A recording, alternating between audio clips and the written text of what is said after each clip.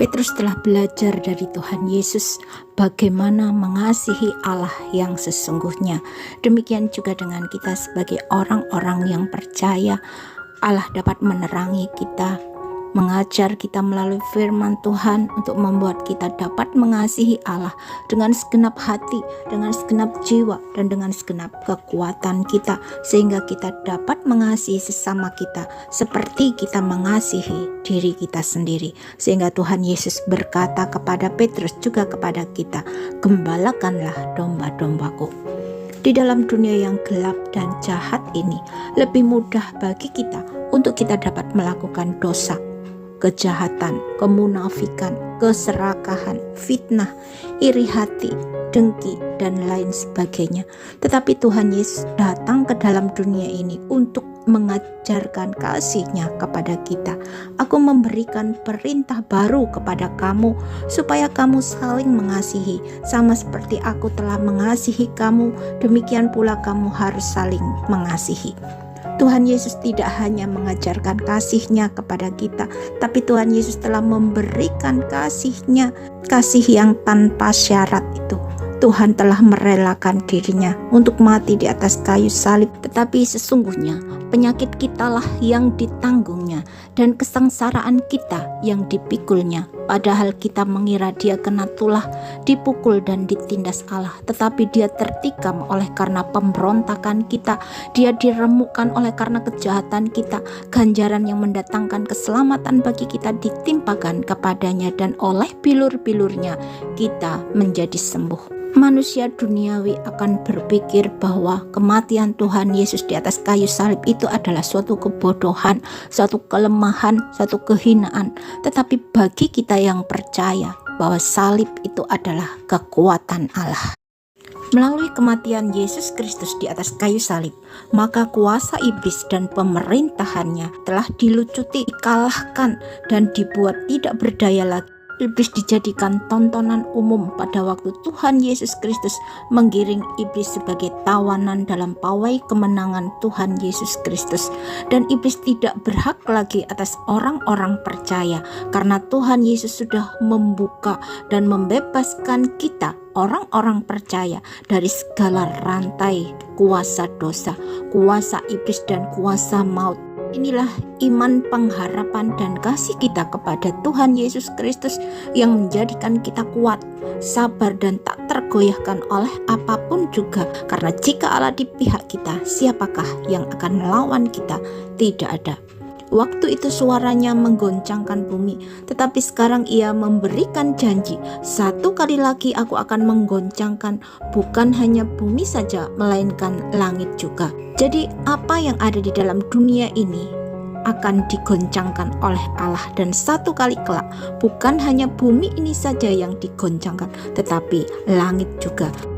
Hal ini harus terjadi sesuai dengan rencana Allah, bukan karena Allah itu jahat atau ingin menakut-nakuti kita, tidak, tapi semuanya adalah untuk kebaikan kita, supaya kita, orang-orang yang percaya, kita yang sudah teruji dan lulus dalam setiap ujian, tantangan, pencobaan dalam kehidupan kita, akan mendapatkan mahkota puji-pujian yang daripada Allah sendiri. Kata tuannya itu kepadanya, "Bagus, hai hambaku yang baik dan setia. Engkau telah setia dalam hal kecil, aku akan memberikan kepadamu tanggung jawab dalam hal yang besar. Masuklah ke dalam sukacita tuanmu." Pada hari-hari terakhir menjelang kedatangan Tuhan Yesus yang kedua kali, Tuhan masih mengizinkan iblis untuk mencobai kita, supaya terpilih orang-orang dari yang dipanggil oleh Allah. Karena jalannya sempit, tidak semua orang bisa atau dapat masuk melaluinya. Jalannya sukar, banyak tantangan dan pergumulan. Di tengah-tengah kesukaran, tantangan yang seolah-olah tidak ada jalan terbuka bagi kita, kita harus tetap menaruh pengharapan kita hanya kepada Allah saja, dan bukan kita menaruh harap kita kepada manusia. Seperti yang dikatakan oleh nabi-nabi Allah Ayub, Sadrak, Mesak, dan Abednego, katanya, "Sekalipun Allah tidak menolongku, aku tetap percaya kepada Allah." Karena sesungguhnya Allah itu baik, sangat baik, dan teramat sangat baik. Allah itu adil dalam segala jalan. Tuhan penderitaan, cobaan, rintangan akan memisahkan yang terpilih dari yang dipanggil. Itulah sebabnya Tuhan Yesus berkata, tetapi ketika Anak Manusia itu datang, apakah ia akan mendapati iman di bumi? Dan hanya orang-orang yang tetap teguh hatinya, orang-orang yang tetap setia sampai pada akhirnya, yang akan terangkat ke sorga, menyongsong Tuhan ke awan-awan, dan untuk selama-lamanya bersama-sama dengan Allah di dalam kerajaan sorga. Situasi dan kondisi yang terjadi dalam kehidupan kita pada akhir-akhir ini, kenyataannya semakin sulit, bahkan kedepannya nanti akan semakin sulit lagi, karena kita diperhadapkan dengan tidak bisa membeli dan menjual kalau kita tidak memakai tanda chip 666 di dahi dan di tangan kanan kita. Tetapi semuanya itu terjadi dan tergenapkan seperti yang sudah tertulis di dalam Alkitab. Ia menyebabkan semua orang, kecil atau besar, kaya atau miskin, merdeka atau hamba, diberi tanda pada tangan kanannya atau pada dahinya, dan tidak seorang pun dapat membeli atau menjual selain mereka yang memakai tanda itu, yaitu nama binatang itu atau bilangan namanya.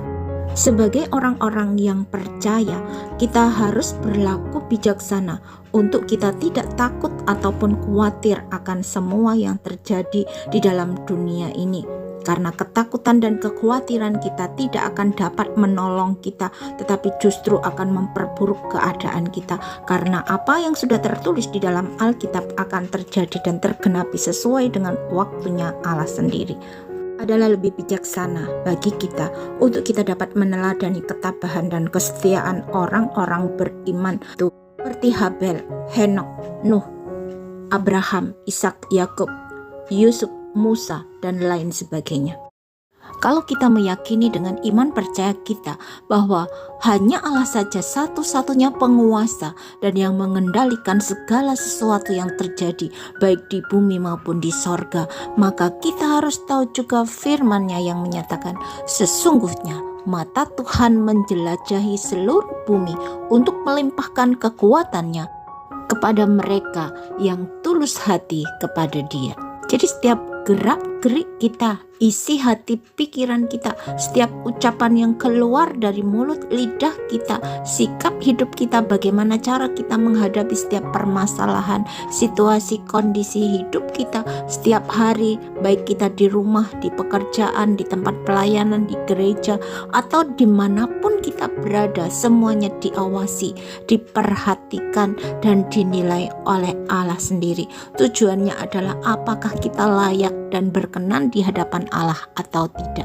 Bukan setiap orang yang berseru kepadaku, Tuhan, Tuhan, akan masuk ke dalam kerajaan sorga, melainkan orang yang melakukan kehendak Bapa-Ku yang di sorga.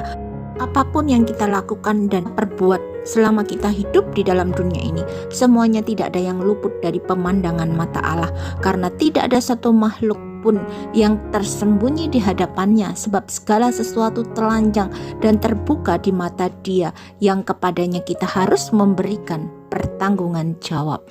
Di hadapan manusia kita bisa bersandiwara, tetapi tidak di hadapan Allah, karena Allah tahu segala sesuatunya sampai pada kedalaman lubuk hati kita. Allah mengetahui semuanya lebih daripada kita mengetahui diri kita sendiri.